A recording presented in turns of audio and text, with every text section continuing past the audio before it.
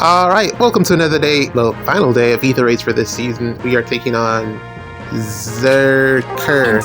And yeah, we get to use the Unaka team yet again. And it's pretty much GG's with this one, man.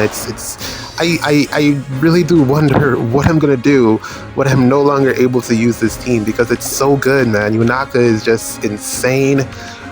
She just makes the whole thing function because she gets rid of the far save. And that's pretty much her main job. I guess probably it would be an upgrade of whatever range nuke to whatever range nuke is good enough to take out the far save at that time or whenever that does happen. But for right now, I mean, also that range nuke is probably going to need hardy bearing, disarm traps. I don't see a way for that nuke to substitute Unaka, because if they don't have the disarm trap, then I can't really slot them into this team. It won't work the same. All right. I guess I could probably drop. Well, no, 2 mythics. Yeah, there's no way. There's no way. This team is just pretty much locked in. Yeah, it's so good, this team, and it works really, really well. Don't see myself not using this until Unaka just completely falls off, and I don't know, man. I think it's not going to be until we get another far save. Maybe summer. Let's see what we get there, but for now, she is insane. She's still really, really good, unless there's hardy bearing, like I said before. But yeah, that aside, we're gonna clean this out. We got to get rid of the dual units so that we can activate our dual abilities, harmonic abilities, whatever you want to call them, and get everything going to clean this up. Worst case scenario, we lock Triandra and get the pots on the final turn, because we do need the pots. I do need the pots. Because I missed the 2 pots earlier this week, so definitely need the pots for this match. And it's kind of insane that I got matched up into this particular match. This is as easy as it gets for Unaka, so I'll take it. No complaints from me. That aside, I did play. I went into Summoner Duels the last couple matches, right? I was Master, early Master. I was like, man, I'm just gonna give up these last 3 lives and surrender to whoever I run into, and just give the lives away. And then I started playing, because I'm like, well, I got the 3 lives, so why not just play a little bit, or have some fun with it. That was probably the worst decision. There was like 40 minutes or so left. Nah. Not gonna do that. There's like 50 minutes left, and I got all the way to rank 1. Unfortunately, the last match for rank 1 didn't count because it was already after. It was like 5 minutes after 2, so the last match didn't count. But I got all the way to rank 1, and yeah, it's not gonna count. I get stuck with Master B, which I guess is fine, given the fact that I originally had no intention of playing the matches. But SD, Summoner Duels has a way of, like, if you're competitive, I wasn't even competitive, I was just having fun. And when I started playing, I just, I was, alright, let's just play another one. This is going well, surprisingly well. And really, I think it boils down to the fact that because it was the last 15 minutes or so, I don't think I ran into anyone too crazy. There was like 2 master players that I ran into, and then the rest were like all diamonds, which is still fairly high level for what the game mode is. Popping all of my dual skills right now. We're gonna get the pots and close out. But yeah, pretty smooth run. That's the fastest I've ever did a rank 1. Is under an hour. It's insane. I didn't think I could do that. Sita, yet again, hard carried the entire time. That was the only team I used. I did make a few changes to some of the other teams, but I ended up not even using them. There was one match where Sita came in really clutch as well. Yeah, Sita, still very, very strong Omni tank. GG's, let's play the next match. Here we go. Okay, here's our last match of the day. We're taking on Charge 23 here, and yeah, this is going to be tough. We're going to be using a different team because we can't use the Unaka team because Hector here has hardy bearing. So that's automatically out of the window. Can't use the Unaka team. I mean, I could try to figure it out, but it would be like way too much work, and I'm pretty sure she dies. Well, it's 1 hit. I'm pretty sure she could live 1 hit from Hector, but it's too much work. So we're going to go with this team. a really decent team for what it is. You don't particularly want to be tanking this. I was trying to figure out how I could try to tank this with a Leer, but Loki being there, Marth, Frozen is definitely going to go off because Plumeria is going to dance Loki.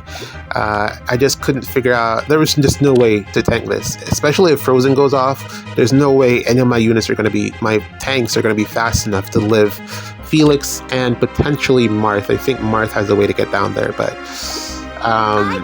yeah, that aside, name a target. This is really the best approach that I could think of for this one. Worst case scenario, I think would have only been tanking Felix, and I think I probably could have dealt with him with the This is either the Ather team or the Erica team, because I have Seteth support, and that would have been enough to swing the matchup in, you know, my favor. But I didn't want to risk it. So yeah, we're gonna do this. This is an incredibly risky play. This is a team that I cooked up, and I was like, I really wanted to use Dedue. I had this team for a while, all week, but I never really used it because there's zero confidence. I have zero confidence in this team, primarily because of trap placements. And I think I have a way to exploit the trap placements here, because Dedue is going to be able to clear the Hex Trap because he's bonus unit, of course. So he's going to be able to clear the Hex Trap, and we're going to warp up there with him, and he's going to do the majority of the heavy lifting for this particular matchup. We're going to have Camilla do some stuff, but it's really going to be Dedue who's going to have to carry us through this one. I'm going to have some faith that his stuff works. And then, you know, just hope and pray. I honestly don't even believe in him because I've used him in auto battles and stuff, but I haven't like actually used him in a competitive match. So I don't know if this will work or not. He's currently paired with, it's not supported, attack matching. I think his thing works off attack, and then the other girl, Marissa, works off HP. So yeah, he's attack matching with, as you can see, Baby Camilla, and also rearmed Lucina. Not rearmed, Ninja Lucina. So he has two ways to warp about on this team. The only reason I haven't been using it is because it's a melee team, and trap placements a lot of time means that you can't really get in. Like if I were to go up here, Camilla would get, I'm pretty sure that trap is so, you know, what's the word here? Obviously placed, well placed, that it's the one in front of Felix. The other one in front of Marth doesn't make any sense because Marth has Vantage, right? And also he's going to be able to get the full effects of everything from his kit because he has enough enough units around him to get everything fully activated. So there's just no way that he would need that extra support. Felix is the most vulnerable unit here. So we're going to go up here and attempt to smack Felix, and I'm pretty sure that that is the real trap. So Dedue will be able to clear it, attack for free, and then, you know, we'll figure out the rest from there. So this is the big play right here, the big money play, and we're gonna see what Dedue can do here. Let's I'm pretty sure he should be able to take out Felix, but it's gonna be impressive. Ooh, there you go, 0 damage taken, and I have the Erica ring on him, so yeah, there you go, 0 damage taken. Both hits I think are gonna be needed here. Yeah, definitely. That's over 100 damage. And there you go, Dedue, Geodude, bringing it home for me. And everything from here is going to be surrounded or played around what Dedue has to offer. We're going to get Hearthfelger up there as well. It's really unfortunate that she is getting vantaged by Marth. I was considering who to give Hardy Bearing to. It was either her or Dedue, and I gave it to Dedue because he's the save, so I figured it would make more sense on him. But I think if she had it, Hearthfelger, she'd be able to outspeed Marth no problem. And then be able to get that. Well, she probably would die because it's 1 hit and then he'd hit 2 back. And that would probably be enough to take her out. That's what was happening in the damage forecast. He was hitting twice while she was hitting 3 times. So yeah, the 2 hits were enough to take her out. So it probably wouldn't have mattered in any case. Unfortunately, we can't get Lucina up there because trees. She can't, you know, go through trees. But everyone else should be able to get pretty close in. The downside of this team is that there isn't enough to chain everyone in on it. Like, I would love to have a way to get Lucina up there, but like I said, she's not, especially with there's trees available, she's not going to be able to get through. And then Hearthfelger, I had to give her a Celica ring to be able to warp up, but that's also kind of inconsistent depending on if there's warp denial. And then my dancers, there's no way to get them up there because the Wings of Mercy won't work since Camilla can't take a hit or else she's going to die. Hearthfelger could probably take a hit, but it's unlikely. She typically usually KOs in one hit, and she's not Gale Forcing, so that's probably not going to happen.